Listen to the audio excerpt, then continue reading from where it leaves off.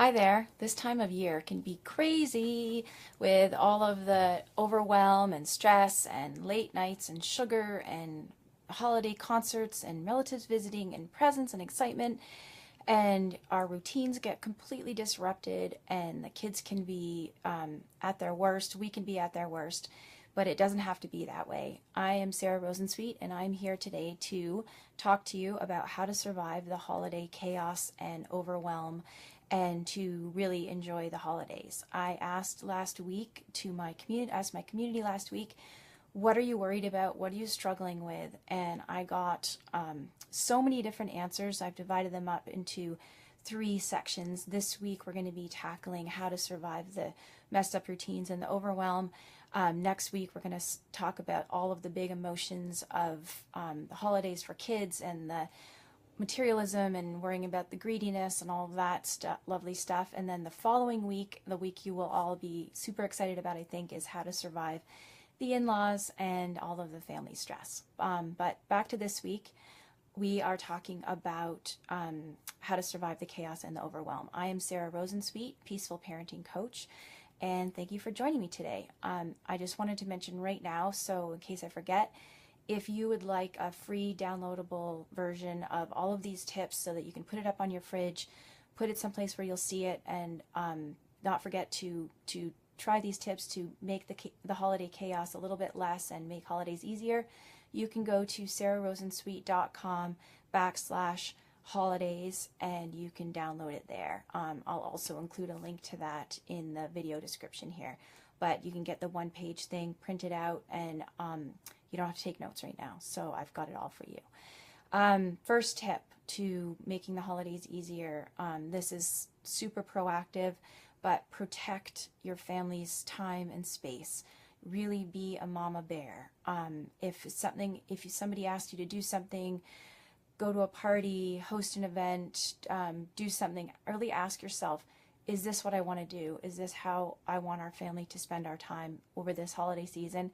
If the answer isn't yes, then the answer should be no. And of course, you still need to be kind and, obligatory neighbor or family visits. But really, if you're doing something because you feel you should, or you're getting pressure from somebody, but it's going to push your kids over the edge or push you over the edge, say no. So I'm giving you that permission right now to be a mama bear and really protect your space.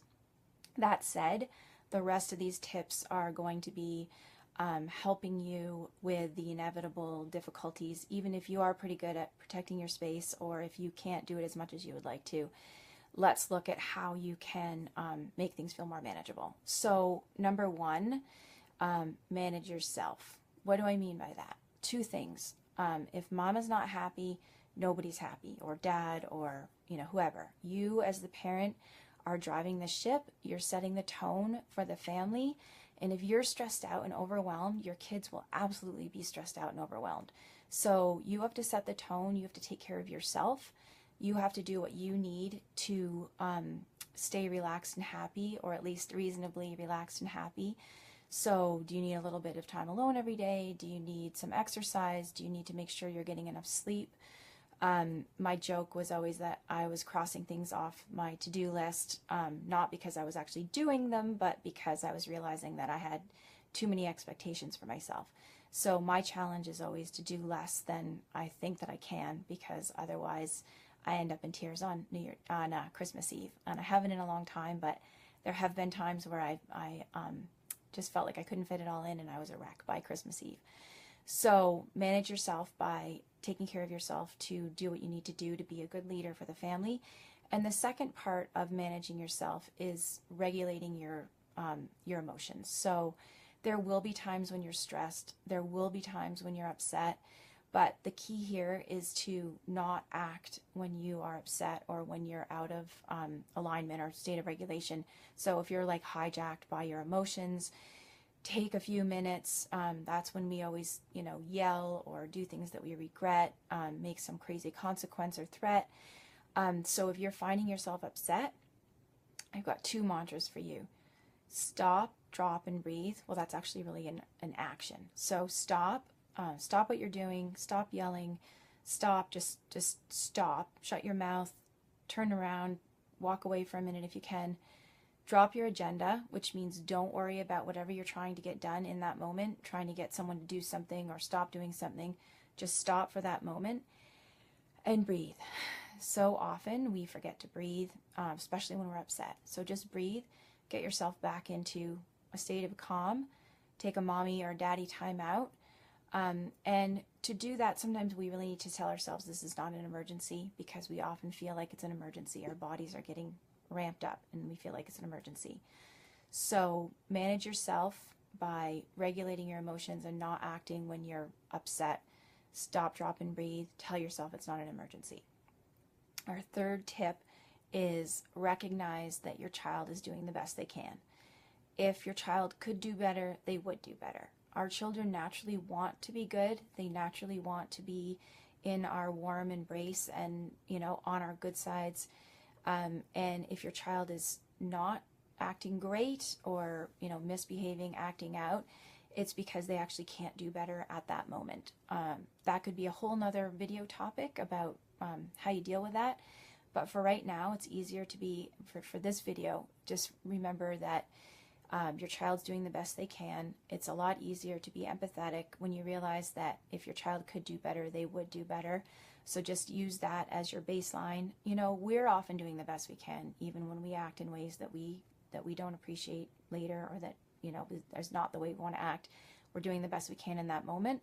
So just really remember, my child's doing the best he can. They're not giving me a hard time, they're having a hard time. So that is tip number 3. Tip number 4, lower your expectations. Everybody's going to melt down. Your kids are going to fight in the back seat. They are going to have manners that, are ruder than you would want. There are going to be some overexcitement running around at an event. Just really go in expecting that things are not going to go as perfectly as you hope, and then you might be pleasantly surprised. But really just lower your expectations. Half the time we get frustrated because our children aren't acting the way we think they should. So the shoulds really trip us up. We think he should be acting this way, she should be acting that way. Why can't they just X, Y, Z? So really lower your expectations. Let go of the shoulds in this difficult and joyful time. When things are hard, really just lower your expectations, and you won't find yourself caught in that hard place between you are feeling let down because your child's not acting the way that you think they should be acting. So our 5th tip is help your child with all of the big feelings of this season. In Peaceful Parenting, we have an idea, our theory is the emotional backpack. Whatever emotions can't be processed in the moment, we carry with us in our bodies, and at a certain point, we've hit our capacity, and those feelings have to go somewhere. This is where meltdowns come from. This is where all the big feelings that come spilling out in acting out, tantrums, basically just not managing when your child is difficult, being rigid, being, there's nothing you can do to make them happy. This often comes from a full emotional backpack. So what you need to do is help your child cry, help your child laugh. Laughing also helps process all the feelings in the backpack, but really recognize that when your child is being difficult, they just might need to cry. So be empathetic, welcome all the feelings, even if you don't agree that it's not fair because his sister's piece is bigger than his, even if they're like exactly the same size. Really recognize that that's how your child is feeling. And sometimes it's not even about the brownie or who got the bigger piece, but it's just about all of those emotions and the excitement and the disappointments and the overwhelm and the frustrations and everything we've been talking about. Too much sugar, too many late nights, all of that stuff building up, and it has to go somewhere. So get your child laughing every day. That will help, but also just welcome the tears when they come, and know sometimes that your child is being difficult or misbehaving because they just need to cry, and you just need to bring the limit and hold the limit for your child. Okay, our 5th tip is scaffold your child. What do I mean by scaffolding? That's a term that I love. I've borrowed it from education. It means providing a support around your child so that they can meet your expectations. So literally a support in construction that holds the house up while the house is being built. If you can scaffold your child when they're having a hard time, Overwhelm brings, overwhelm brings, oh, shoot, I just forgot the word for it. Regression. Overwhelm brings regression. And so if your child needs extra help, you know, with their getting dressed or doing some jobs that they can normally do, if your child seems to be not managing as well as they normally can, or needing extra nurturing or extra help or extra support, just recognize that this comes sometimes with overwhelm, and it's your child's way of saying, I don't have the same resources that I normally have. I need you to help me, and just give that extra help. Know that this time, you know, this time when they're small will pass. Take the opportunity while you can to nurture your child and just provide that extra support. And you can use it as a connecting opportunity also, that invite that dependence. You don't need to worry about squelching their independence, because that will not happen. They have such a natural drive for independence. So just scaffold your child as needed when things are hard. My last tip is connect. Connect with your child. Sometimes when things feel hard and you just want to throw in the towel and everybody's melting down and you feel like having a you know, mama or dada tantrum, just take a deep breath and say, I think we could both really use a hug. And give your child a hug. You know, give that love, go for that connection. Try and remember what you like about your child when they're being especially difficult. Delight in your child. Take every opportunity, 5 minutes before bed, 5 minutes in the morning, and just really shine on your child and let him or her know that just by being there, they're making you happy, and you feel happy just looking at them. So often we forget that and we move through the day, and once in a while one of my kids will say, are you mad at me? And I'm like, no, I'm not mad at you. And you have such a serious look on your face.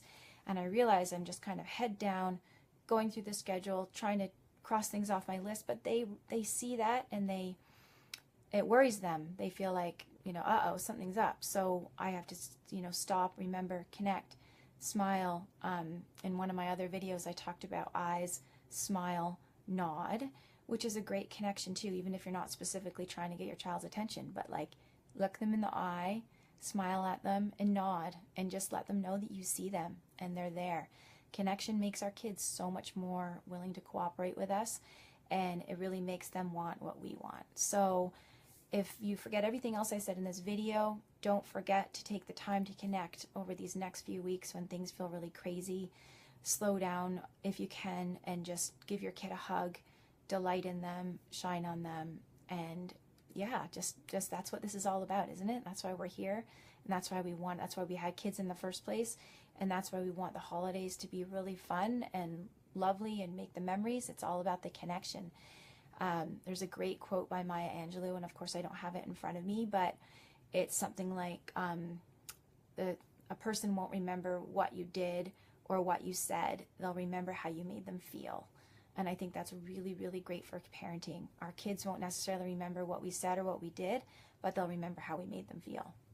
So please, if you would like a downloadable version of all of these tips, go to sararosensweet.com/holidays, and you can download my one-page summary of this video. And also, please, if you like this video and you found it helpful, share it. Share it with somebody that you love or somebody that you know, or with your community. I would really appreciate that. And finally, if you feel like you could use some extra support, I am here. I have some openings next week and the week after. If you would like some more support around this holiday time, I know some people find it really hard. So you can also find the information at sararosensweet.com/holidays. And I look forward to seeing you back next week for my second video in the series. Okay, have a great day, and thanks for watching. Bye.